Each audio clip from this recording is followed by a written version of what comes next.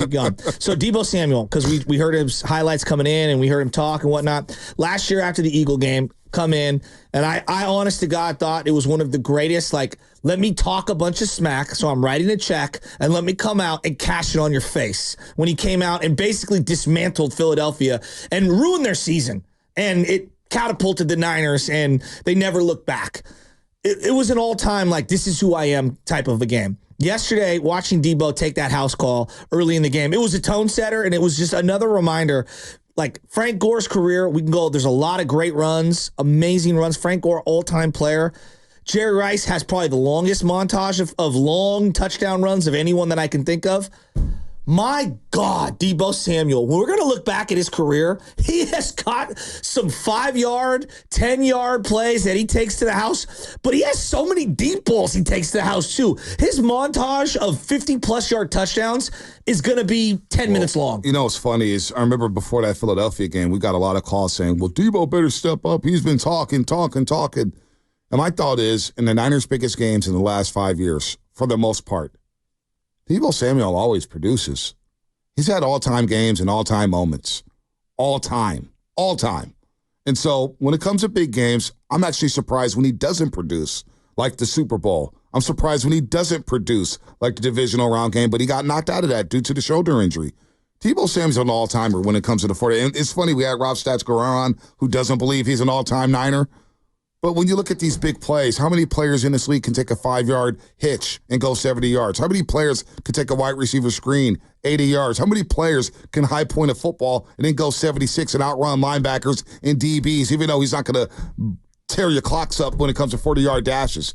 Deebo Samuel with Kyle Shanahan, and the fact is that he's lining up in the backfield and playing running back at times, kind of help alleviate some of the load of a Jordan Mason when he's carrying the ball and he's being physical and trucking over to us. It's like, hey, we got to spell Mason. They go to Deebo, and he's running tough between the tackles. A couple times he got popped. I'm thinking, damn, we got to run Deebo between the tackles like this? But he does whatever he has to do to help this football team win games more times than not. So Deebo Samuel's an all-time Niner. In his last 8 games against Seattle, again, when it comes down to your divisional opponents, do you step up and play well? Well, in the last 8 games against Seattle, he scored 8 touchdowns. He's had 877 yards on 49 catches. So against Seattle, he saves his best for last. He's cooked Seattle alongside George Kittle and company. It just feels like every time this team needs somebody to step up, and they're like one nail away from being slammed into the casket on the season, this dude just pops up out of nowhere and just carries them. How about this? In the last 8 Seattle games, or last 8 games against Seattle, 6 of those games, Deebo Samuel's gone for over 100 yards receiving. So whether he's a running back, wide receiver, I just call him a playmaker and a game changer.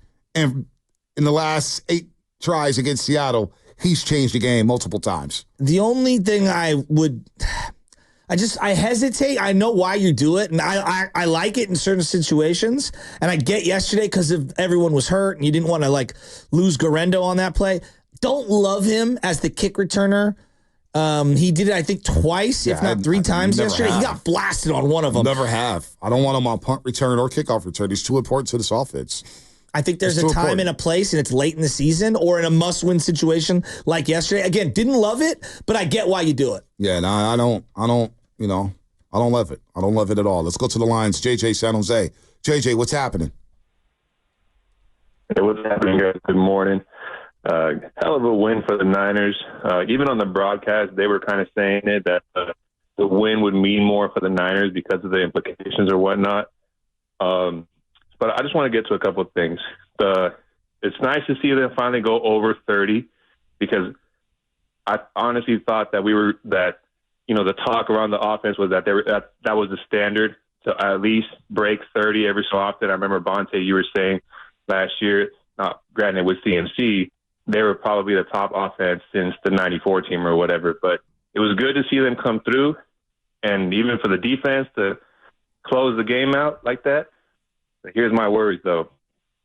This team is still showing its inconsistencies. Mm-hmm. And here's what I mean. The second half for the past 3 games has been our worst enemy. With Green making that pick, kind of flipped the script on that. But without him making that play, it was the same old story the past couple weeks. Here's my other thing that worries me about the inconsistency. Deebo had a great game. I believe that these players are good enough to be consistent in having these at least similar to kind of games week by week, and we're just not seeing it this week. So I think next week we'll get there. This was a good stepping stone win for a huge measuring point game next week. Yep. They got to stay consistent and come through next week, because what happens, Vontae, when we come next week and you break it up a little bit, JJ. Break it up a little bit. Got some breaking news from Adam Schefter. NFL's leading rusher, 49ers running back Jordan Mason, is believed to have suffered a sprained AC joint during Thursday night's win at Seattle that is not considered serious. But he will undergo further testing today, so we'll get a timeline at that. But right now, it's a sprained AC joint in his shoulder that Mason is dealing with. So we'll get an injury report later on Jordan Mason after he has another MRI and undergoes further testing. But Jordan Mason right now with a sprained AC joint in his left shoulder. Is this Deebo's fifth or sixth season technically? Because he was drafted in 2019.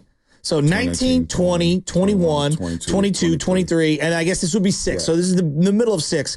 I mean, he's already at 40 touchdowns. He's probably going to, what do you think? You think he gets to 50 in a Niner uniform? It's going to be tough to do it this year, but you're looking at him and George Kittle having overlapping careers, and both are going to be in the top 10 when it's all said and done for their tenure in total touchdowns in a 49er uniform. That's pretty impressive. I mean, it's pretty impressive. I think George Kittle, as we talk about Deebo Samuel, and I don't know where he's going to slot in terms of, wide receivers with the 49ers, but in terms of just playmaking ability and game changers. Football players, yeah. He's a top 10 game changer in 49er history. He may be entering top 5 game changers / playmaking ability in 49er history. And there's a lot.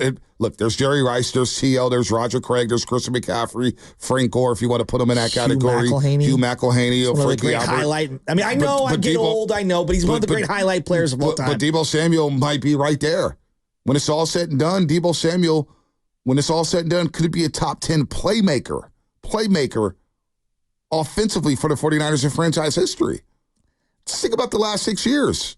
As a rookie, helping his team get to the Super Bowl. He's been amazing. But your point is well taken. I know we forget about the Ken Willards and the Gene Washingtons are never going to get the love. These guys racked up great numbers in an era where they just didn't score a lot of touchdowns. Think about this. I look at someone like Dwight Clark. Like Dwight Clark had an incredible career and was highly productive. So I know Deebo's amazing. How about this though with Deebo? He became the first wide receiver in NFL history with at least 20 rushing touchdowns and 20 receiving touchdowns in his career. See, now that's interesting to me because what he is, it's different. It's very different. But what he is kind of what I wanted Percy Harvin to be coming out of Florida. But he's way more physical than Percy Harvin. Percy Harvin was physical. He just had the migraine issue, and he had an injury history. Deebo's load.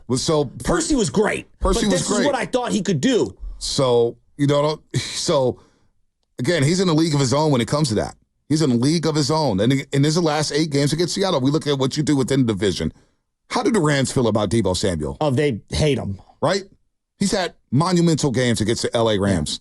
Well, in his last 8 games against Seattle, again, 877 yards or 49 catches and 8 touchdowns. In 6 of the 8 games, he's had over 100 yards. And then you bring up George Kittle. George Kittle's so good. Is there any tight end you're taking in 49ers franchise history over George Kittle? Look, I'm holding out. Vernon Davis has more touchdowns than him, but George is a better player than him. I think he's a more complete player than him and just a better player overall. Vernon was a great player.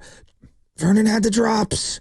He did, but he was also the premium weapon on a team without a lot of other premium weapons. Like Crabtree had 1 year overlapping the Vernon, maybe a year and a half overlapping it. They were dying for playmakers in the red zone, so he was primarily outside of Frank your number one guy.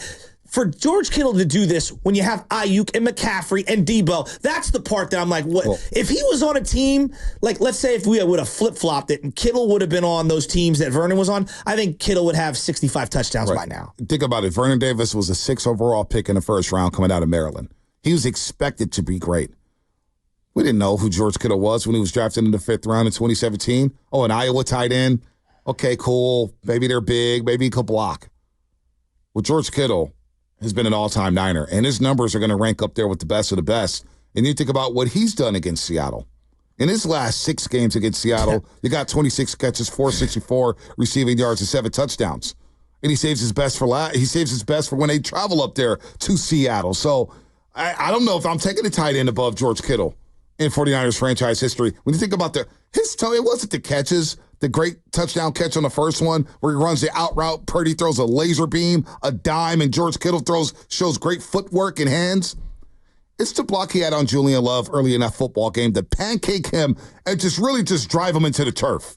Like, that's a tone-setting point where it's like, this guy blocks, he catches, he talks trash, he has fun, and he's a leader on this football team. And more so than anything, he really enjoys being a member of the San Francisco 49ers. You could tell it means a lot to him to be a Niner. Well, he's a more impactful player, but he reminds me so much of like what Pablo Sandoval meant to those Giants teams. Yep. Like the heart and soul. Like when that guy gets a hit, it means more to the dugout. And I look at someone like Kittle, when he plows somebody, you've referenced it a few times, but he goes near the sidelines and he plows a couple guys. He can easily go out of bounds.